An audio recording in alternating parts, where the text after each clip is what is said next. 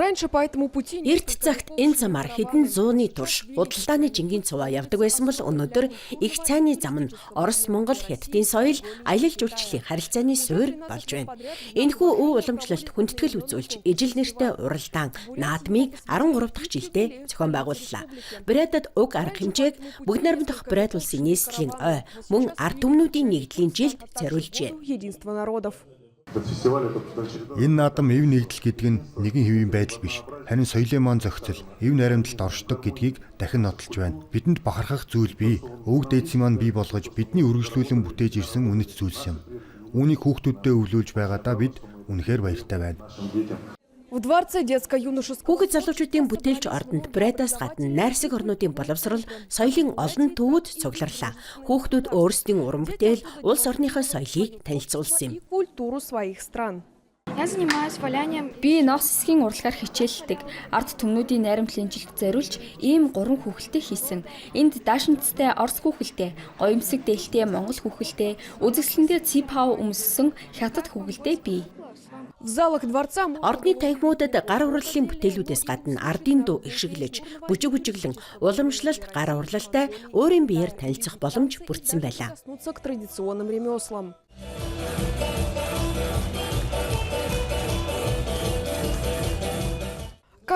Төсөл бүр фестивалийн гол санааг илэрхийлж байв. Энэ бол өөр боловч түүх, нөхөрлөлийн нэгэн замаар салшгүй холбогдсон ард түмнүүд юм. Өнөөдөр бид бүгд энэ сонирхолтой 13 жилийн турш уламжлал болон тогтсон арга хэмжээнд нэгтлээ. Энэ нь боловсрал, соёл, аялал жуулчлалыг нэгтгэдэг. Манай сурагчид жинхэнэ найз нөхөд болж уран бүтээлийнхээ янз бүрийн чиглэлээр дуршлаг солилцохын төлөө энэ бүхнийг хийж байна.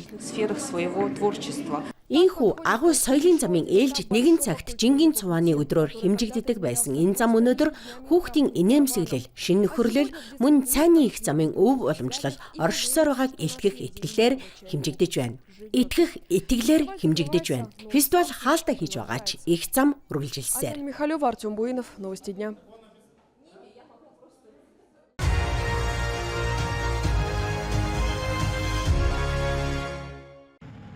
Энэ хүмүүст хүйтэн жоор саад болдгүй. Харин ч эсэргээрээ адреналин нь нэмдэг. Засан цагаан трасс дээр браазик, уст гүд, уст илимсэг, тулан хотуудаас ирсэн хурд драйвыг эрхэмлдэг 27 оролцогч гарчээ. Оролцогчид тэмцээний зохион байгуулалт маш өндөр түвшинд болсныг онцолж байна. Би барыг тэмцээн болгонд оролцдог. Зохион байгуулалтын түвшин үргэлж өндөр байдаг. Трассын бэлтгэл, дамжуулалт, брифингийг дулаан байранд хийдэг гэд олон зүйл бий. Эрхүү мужийг дангаар навч үзвэл Братск хотын зохион байгуулалт хамгийн сайн. Машины эд анги бүрийг эзэд нь нэгт шалгана. Уралдаанчид дуртай зүйлдээ сэтгэлээ шингээдэг. Би уулын цанаар хичээлдэг. Харин дрифтер 2 дахь жилдээ хичээлж байна. Өнгөрсөн жил бэлтгэлгүй машинаар уралдсан бол энэ жил бэлтгэл сайн хийлээ. Тусгай дугуй авсан, хөдөлгүүр, тэнхлэг, хоорондын тохиргоонд ч нарийн зүйлс бий. Энэ жил 7 дугаар сараас машинаа бэлдэж эхлээд 12 дугаар сард дуусгасан. Сонгон шалгаруулалтын дараа хосын уралдаан. 2 машин хамгийн бага зай. Хөдөлгөөний синхрончлол энд чухал юм. Хүүтэнд энэ бүхэн яаж болох бол ямар машинууд оролцох бол гэдэг нь сонирхолтой байлаа. Ерөн залуус манай хотод энэ спортыг хэрхэн төлөөлж байгааг харах үнэхээр сонин. Яг энэ тэмцээнүүд л залуусыг спорт машин сонирхож эхлэхэд түлхэц болтгоо. Уур амьсгал нь үнэхээр таалагдж байна. Оролцогчид сонирхолтой машинууд, гоё будалд, цаг агаарт сайхан байна. Маш үзэсгэлэнтэй өдөр байна. Энэ бол өвлийн дрифтийн эхний шат. Зохион байгуулагчид ийм уралдааныг 10 гаруй жил тасралтгүй зохион байгуулж байгаа бөгөөд Братск хотод онцгой алдартай гинэ. Буруу санаагүй бол энэ тэмцээнийг бид 12 дахь жилдээ зохион байгуулж байна. Энэ хугацаанд тэмцээн ихээхэн өргөцсөн. Бид зөвхөн хотын уралдаан бус эрхүү мужийн аваргын тэмцээнийг зохион байгуулдаг болсон. Өнгөрсөн жил энд бүсийн аваргын хэд хэдэн шат, мөн эрхүү хотод хэд хэдэн шатыг явуулсан. Уралдааны дүнгээр Братск хотын оршин суугч Андрей Зуев хүрэл медаль хүртлээ. Тулун хотын Илья Ковалев мөнгөн медаль авсан бол түрүү байрыг Братск хотын нисгэгч Сергей Федионов эзэлжээ. Цаашид тэмцээний дахин 2 шат явагдах бөгөөд улирлын шилдэг уралдаанч тэдгэрийн дүнгээр тодорно.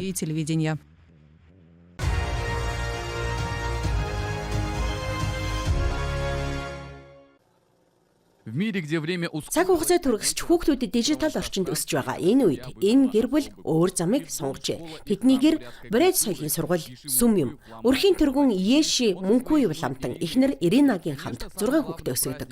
Энэ амьдралын сургуулийн хамгийн чухал хичээл нь өвөг дээдсийн мэрэгэн ухаан юм аа. предков. Наши предки учили. Манай өвөг дээдс юуны өмнө эцэгийнхээ хүндлэгийг заадаг байсан. Яагаад гэвэл эцэг бол бидний амьд бурхад юм. Тэд бидэнд амьдралыг хайрладаг. Харин амьдрал гэдэг хүний хувьд хамгийн эрхэм үнэт зүйл юм аа. Дети с малых лет Хүүхдүүд багасаа зочинд цайг 2 гараараа барьж өгөх ёсыг хүндэтгэлийн бэлэгдэл гэдгийг мэднэ. Ээжтэй бууз бэлтгэхэд туслах нь тэдний хувьд хичээлээ хийхдээ адил энгийн асуудал. Гэр бүлийн гол дүрм нь ахмадуудаа хүндэтгэх юм. Тэдний хэлсэн үг бол хууль. к старшим их слово не обсуждается. Вечером не называем. Хүүхдүүдтэй орой гадаа чанга ирж болохгүй. Би биенээ нэрээр нь дуудахгүй байхыг үргэлж хэлдэг. Яагад гэвэл орой 11-аас 12 цагаас хойш муу сүнснүүд гарч ирдэг гэж үздэг. Тэд нэрийг сонсоод хор учруулж магадгүй. И навредить человеку. Мөнкүевийн гэр бүлийн хамгийн чухал баяр бол мэдээж сагаалган буюу цагаан сар. Энэ үеэр зочдыг хүлээн авч хүн бүрт бэлэг барьдаг уламжлалтай. Баярыг нар мантахаас өмнө эхлүүлдэг. Мы обязательно соблюдаем. Бид уламжлалаа заавал сахидаг, аль болох эрт өглөө 6 цагт сэрэх хэрэгтэй. Учир нь бүх айлуудын дээгүүр манай сахиулсан бурхан ламаа нисэн өнгөрч гэртээ аль хэдийн хөдөлгөөнтэй байгаа хүмүүст адс өгдөг. Тэр хүмүүсийг тоолж байгаа юм шиг. Унтаагүй гэрийн ажлыг хийж байгаа хүмүүст бүтэн жилийн адис хайрладаг. На целый год. Как и принято Бред хүн 7 дахь үе хүртэл удам судраа мэддэг байх ёстой. Учир нь өвөг дээдстэйгээ холбогдох холбоо тэдний амьдралын салшгүй хэсэг. в жизни. 8-15. 8, 15, 30 дахь өдрүүдэд бид мөргөл үлддэг. Бурхныхаа өмнө сөхрөн 108 удаа мөргөнө. Энэ бидэнд ч өгөөжтэй юм. Эдгээр бэлгийн өдрүүдэд хийсэн сайн үйлс олон дахин ариужна гэж үздэг. Умножаются многократно. Это большая сила. Энэ үнэр бүл бол нэгэн жижиг ертөнц юм шиг. Эцэг их нь орчин үеийн хүмүүс ч гэлээ хүүхдүүдтэй хүнийг орчлонгийн эзэн бус харин түүний нэгэн хэсэг гэдгийг ойлгуулж сургаж байна.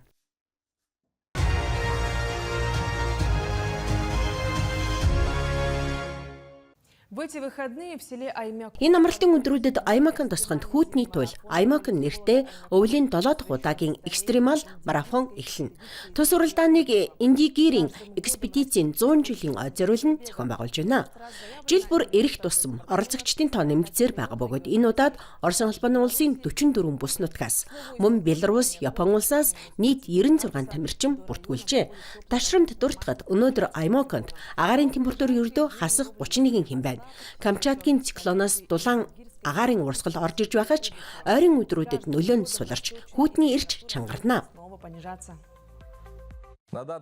Зочид буудал байрлах нөхцөл хоол хүнсийг бүрэн бэлдсэн. Марафоны замыг ч мөн бэлтгэж байгаа бөгөөд 7 км тутамд халуун цайтай асар байрна.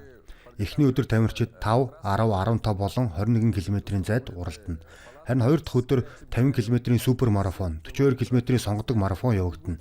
Аюулгүй байдлыг бүгд найрамдах Саха улсын онцгой байдлын алба хангана. Тамирчдад мартагдшгүй сэтгэл барианда амжилттай хүрэхийг хүсье. Впечатлений и хорошего финиша.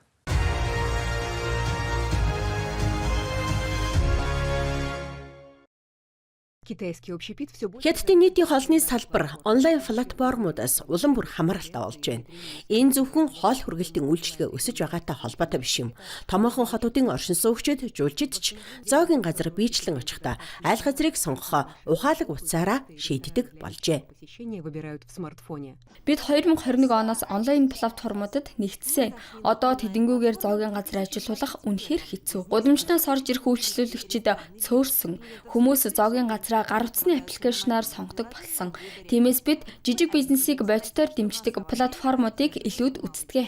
2025 оноос өрсөлдөөн илүү ширүүчсэн. Бүгд хандлт үйлчлүүлэгч үнийн төлөө өрсөлдөж байна. Онлайн платформын рейтингийн системд багтснаас хойш манай орлого ойролцоогоор 20% өссөн. Гол зөрсөлдөн интернетийн аваргууд болох Alibaba ба Tencent-ийн экосистемүүдийн хооронд өрнөж байна. Tencent-д харьяалагддаг Meituan хүргэлтийн аппликейшн болон Dianfeng зөвлөмжийн сервис хослон нийтийн хоолны газрын онлайн зөвлөмжийн зах зээлийг давамгаалж байна. Харин Alibaba ухаалаг Худалдаалаг навигацийн салбарт хамгийн түгээмэл хэрэглэгддэг A-Map газрын зургийн аппаар дамжуулан тоглоомын дүрмийг өөрчлөхийг зорж байна. Үүний хүрээнд Street Stars нэртэй шинэ рейтингийг боловсруулж, түүний шинжилсэн хувилбарыг саяхан Alibaba-гийн төрлөг хот Ханчжоуд танилцуулжээ. Рейтингийн эхний хувилбарыг өнгөрсөн жил нэвтрүүлсэн бөгөөд тэр даруй 300 гаруй хот 1.5 сая нийтийн хоолны газрыг хамарсан.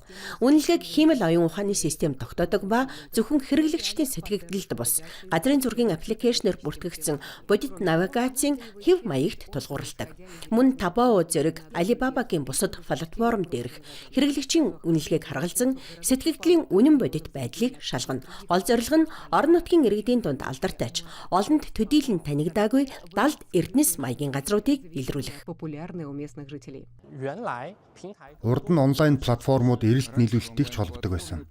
Харин хиймэл оюун ухаан нэвтэрснээр тэд чанарыг хангах үүрэгтэй болж байна.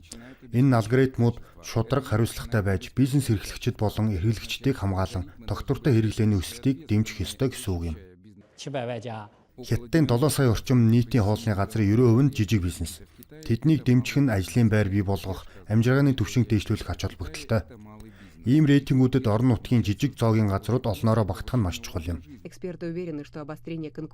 Шинжээчид өрсөлдөөн ширүүсч хиймэл оюун ухаан онлайн зөвлөмжийн системд нэвтэрснээр хэрэглэгчдийн урсгалд нэмэгдэнэ гэж үзэж байна.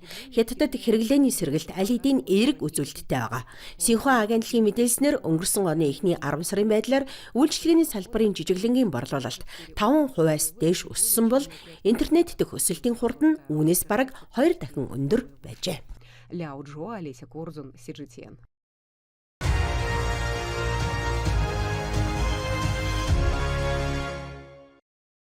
Национальный парк Панд простирается на территории Панда бавгаан үндэсний хүрээлэн нь Хятадын 3 мужийн нутаг дэвсгэрийг хамран ойролцоогоор 22 мянган хавтгай дөрвөлжин километр талбай эзэлдэг. Нийт талбай 88% нь Сичуан мужид оногдож, энд 1227 зэрлэг панда амьдарч байна. Сүүлийн 5 жилийн хугацаанд нутгийн иргэдийн хүчин чармаалтаар 228 мянгаар гектар байгалийн экосистемийг сэргээн засварлаж, пандагийн тусгаарлагдсан амьдрах орчныг холбосон экологийн коридоруудыг байгуулжээ. Хэдхэн жилийн өмнө Ньюбэй хайрхан уул уурхайн хаягдлаар бүрхэгдэж, ургамалжилт нь бараг устсан байв. Харин байгаль орчныг сэргээх төслийн үр дүнд уул дахин ногоор нь сэргэж, панданууд ч үүнийг үнэлсэн байна. играла зелеными красками. Панды это оценили. 2019 оноос хойш бид энд панда үржиж байгаагийн шинж тэмдгийг илрүүлсэн. Түүнээс хойш энэ бүс нутаг дахь тэдний идэх мэдгэдгүйс нэмэгдсэн. Энэ бүхний үндэс нь биологийн олон янз байдал юм. Одоогийн байдлаар пандагийн үндэсний паркт 870 зүйлийн сээр нуруутан амтан, 7100 зүйлийн сээр нуруугүй амтан болон ургамал бүртгэгдэжээ. Бид том панда абаагааг хамгаалснаар бусад бүх амьтан ургамлыг ч мөн хамгаалж байна. Өөрөөр хэлбэл энэ бүс нутгийн биологийн олон янз байдлыг бүхэлд нь хамгаалж байгаа хэрэг юм а. Пандагийн үндэсний хүрээлэн нь хүүхэд насанд хүрэгчдэд зориулсан шинэ хөтөлбөрүүдийг тасралтгүй санал болгож байна. Энд шувуу ажиглах, бүр фермерийн ур чадвар эзэмших сургалтууд ч багтана. Паркын өмнөд хаалганы дэрэгдэх Лунцаго тосгон жуулчдын сонирхлыг ихээр татдаг. Энд зочид буудал, кафе, дэлгүүр нээж амжиргааны түвшин нь мэдэгдэхүйц дээшилжээ. Хүмүүс байгаль орчныг сэргээсээр байгаагийн хариуд байгаль тэдэнд өгөөмөр өгөөжөө хайрлаж байна.